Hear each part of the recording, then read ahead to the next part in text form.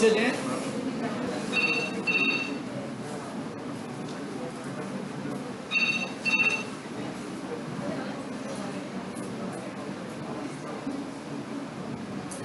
जी, Facebook account और Facebook page, इन दोनों को ही हम सोशल मीडिया पर बिजनेस के लिए इस्तेमाल कर सकते हैं। फेसबुक अकाउंट में आपकी फ्रेंड लिस्ट होती है, उस फ्रेंड लिस्ट के थ्रू हम लोग बिजनेस कर सकते हैं। और लाजमी बात है, अगर कोई बिजनेसमैन होगा तो उसकी जो फ्रेंड लिस्ट होगी वो उस बिजनेस से रिलेटेड ही होगी सारी की सारी। तो आपको अपनी जो इंगेजमेंट है वो अकाउंट पे भी रखनी है और आपको अपने पेज पे भी रखनी है। और आपका जो ऐड अकाउंट है वो बेसिकली बनता है आपके अकाउंट की बेसिस पर। जो फेसबुक के ऊपर ऐड अकाउंट बनता है और वो चलता है आपके पेज के ऊपर। यानी कि आपका जो ऐड अकाउंट है, हमने ऐड चलाना है, ऐड हमने पेज पर चलाना है, अकाउंट पे नहीं चलाना। लेकिन जो आपके ऐड की एसोसिएशन होनी है वो आपके फेसबुक अकाउंट के साथ होनी है। तो आप जब ऐसा काम कर रहे हैं, आप सोशल मीडिया को प्लेटफॉर्म रन कर रहे हैं, तो सबसे पहली बात यह है कि आपको अपना अकाउंट के अंदर बिल्कुल वैलिड इंफॉर्मेशन देनी है, ताकि आपके अकाउंट के साथ जब कोई ऐड अकाउंट क्रिएट हो तो उस पर कोई इश्यूज ना हो और वो ब्लॉक ना हो।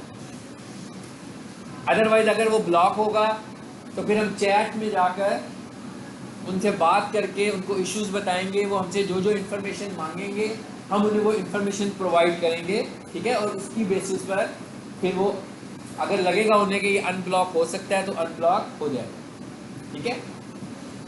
अच्छा, अब सबसे पहले हम आज हम जो बात करने लगे हैं वो ऑर्गेनिक की बात करें। अगर मैं यहाँ पर आ जाऊँ, यहाँ मैंने लिखा है स्टार्स अकेडमी लाहौर, ठीक है। और अगर मैं नीचे आकर देखता हूँ तो ये साथ ही फेसबुक पेज भी आ रहा है इनका। और इनका जो फेसबुक पेज है, इनके फेसबुक पेज का नाम है स्टार्स अकेडमी लाहौर 1।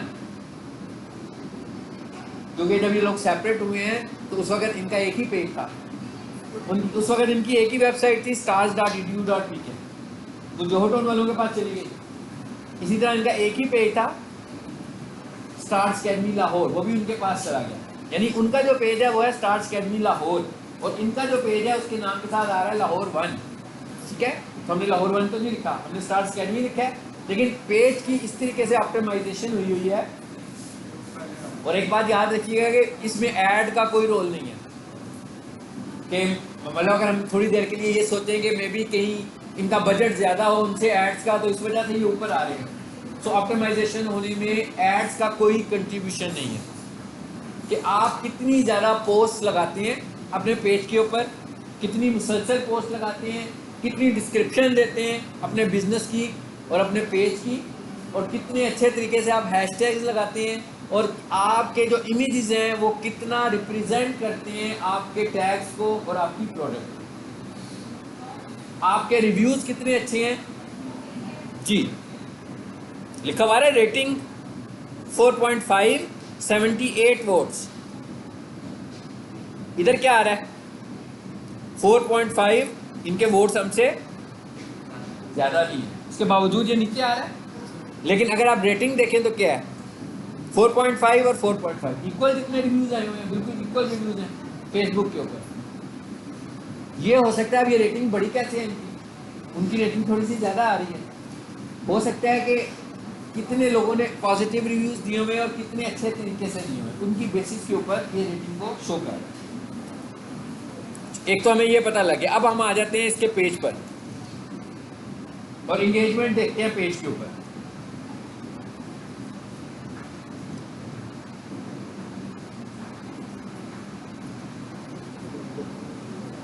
ये पेज का थंबनेल है, ठीक नहीं बना हुआ, अच्छा नहीं बना हुआ, खूबसूरत नहीं बना हुआ, ठीक है। लेकिन ये उन्होंने खुद बनाया हुआ है, खुद लगाया हुआ है, उनकी रिक्वायरमेंट है, शायद वो दिखाना चाहते हैं अपने कस्टमर्स को कि ना हम कौन से वाले हैं, इसीलिए उन्होंने अपनी बिल्डिंग का ओवरव्यू दिखाया हुआ है। बाइक से अपनी बिल्डिंग दिखा रहे हैं कि ये पुरानी वाली अकेडमी है, ठीक है। इसको और भी खूबसूरत कर सकते हैं वो, लेकिन वो इस पर सेटिस्फाइड है, फाइन।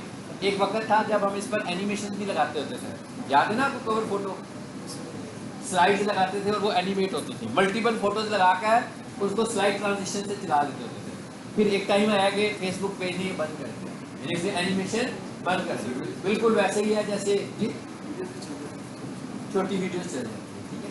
अब शायद अब वो भी नहीं चलेगी, चला कर देखिएगा, रिसेंटली नहीं चलती है वीडियोस इसके ऊपर, पहले चलती होती थी।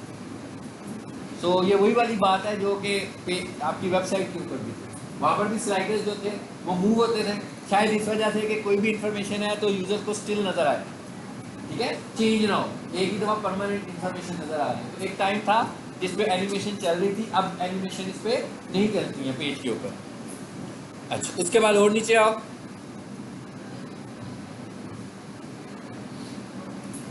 ये आपकी कैटेगरी का भी बहुत रोल होता है। आपने बहुत प्रॉपर कैटेगरी सिलेक्ट करनी होती है अपने पेज की, अपने बिजनेस के रेफरेंस से। अब देखिए इसके लिए हमने कौन सी कैटेगरी रखी हुई है। मिसाल के तौर पर अगर आप एक चीज़ नोट करें, मैंने अभी आपको साइट दिखाई थी शायद कहीं पे, ये आ रहा है ऊपर, टेस्ट प्रिपरेशन सेंटर इनकी कैटेगरी है, और उनकी कैटेगरी क्या है, एजुकेशनल कंसल्टेंट, ठीक है। अब दोनों ठीक हैं। अब आप देखिएगा कंटेंट देखना आपने दोनों पेजेस पर, तो दूसरे पेज पे तो खुद देखिएगा। सो जो कंटेंट है वो कैटेगरी से किसका ज़्यादा मैच करता है, मतलब एजुकेशनल कंसल्टेंट, एजुकेशनल कंसल्टेंट का क्या मतलब होता है, जो एजुकेशन के लिए कंसल्टेंसी दे रहा है आपको, ठीक है। और एंटी टेस्ट प्रिपरेशन का क्या मकसद है कि भाई जितने भी तरह के एंटी टेस्ट होते हैं ना, ये सेंटर है जो यहाँ पे प्रिपरेशन करवाता है। अब अगर हम इनका पेज देखें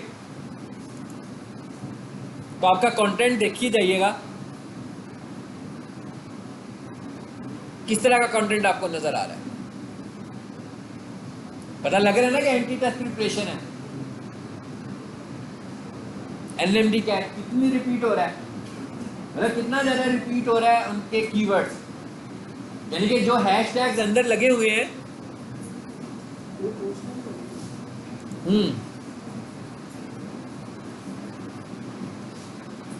ये सब पोस्ट चल रही हैं, और ये इनकी स्पेसिफिक पोस्ट है जो मैंने शुरू करवाई थी इनसे, क्योंकि मुझे था कि जो स्टूडेंट्स, इनका स्टूडेंट है उसको एमसीक्यूज में बहुत इंटरेस्ट होता है, तो मैंने इनसे कहा था कि हर रोज 1-2 एमसीक्यूज आपने लगाने हैं।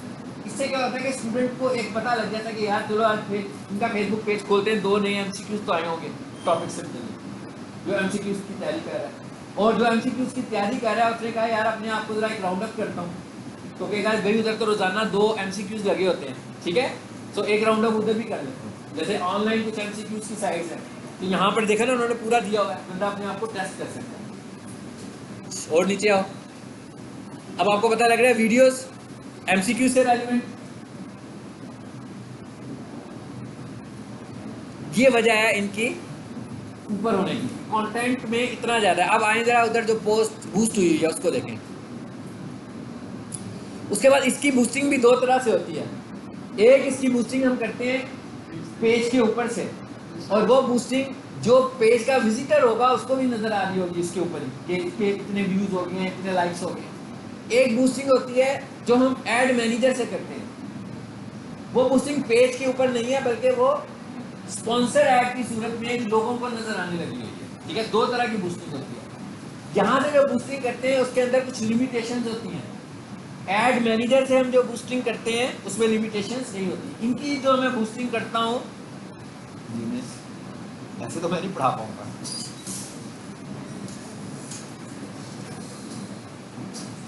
इनकी जो बूस्टिंग करते हैं वो 2 तरह से करते हैं। एक पेज के ऊपर कि कुछ चीज़ें इनकी पेज पर भी ऐसी, मिसाल के तौर पर पेज पर इन्होंने एक पोस्ट लगा दी, ठीक है ना, कोई यूज़र देख रहा होगा कि इतनी पुरानी पोस्ट है इसकी और इसको अभी 10 लाइक्स ही मिले हुए हैं, तो हम कुछ बूस्टेड पोस्ट इनकी पेज पे भी करते हैं ताकि कोई कस्टमर अगर आए तो साल के बाद अगर बूस्टिंग इनकी साल तक चल रही है तो लाइक्स भी उतने ही हो गए होंगे, थाउजेंड्स में लाइक्स उनको मिल रहे होंगे, ठीक है ना, व्यूज़ की तादाद भी उसी रेशो से इनकी बढ़ जाएगी।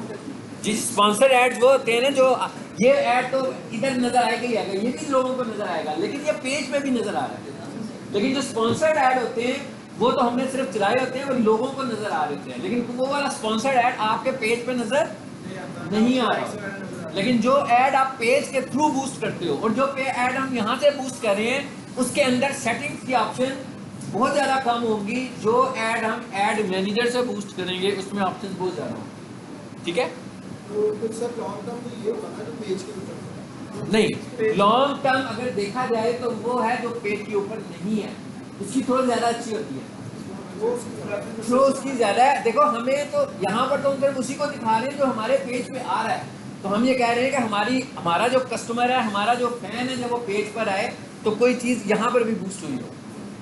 मतलब इनकी जो वीडियो है हम यहाँ से बूस्ट करते हैं और इनकी जो पोस्ट है वो ऐड मैनेजर से बूस्ट करते हैं। यानी आपको यहाँ पर इनकी बूस्टेड पोस्ट कोई नज़र नहीं आएगी और बूस्टेड पोस्ट की आपके पास ऑप्शंस भी ज़्यादा जो होती हैं वो ऐड मैनेजर में आती हैं, जहाँ से हम बहुत ज़्यादा कंट्रोल कर सकते हैं अपनी ऐड को। ठीक है, अब जरा इसको आहिस्ता आहिस्ता हम देख रहे हैं। आधे ज़रा ऊपर वापस, जो पहली है ये हमने मेरा ख्याल है कल ही बूस्ट किया। हाँ 10 डेज रह गए नहीं, इसको कल ही किया बूस्ट। इसको ज़रा देख लें इसका कंटेंट।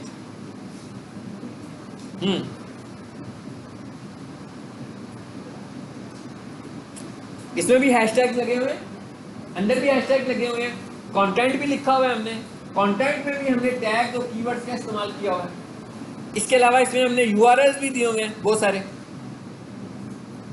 यानी इस तरीके से ये आपको आज करवाने का मकसद सिर्फ ये है कि आप इस पे भी काम पैरेलल शुरू करें, अपने पेजेस पे भी काम शुरू करें और आपको पेज के अंदर किस तरीके से आपने पोस्ट लगानी है वो बताना मकसद है इसका। आपको अपने पेज का फोटो कवर फोटो डिजाइन करना है, डिज़ाइन कर लें।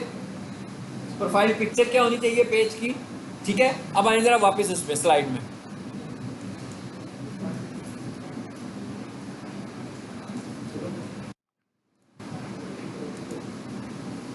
हाँ जी, फेसबुक कवर फोटो साइज लिखा हुआ आ रहा है।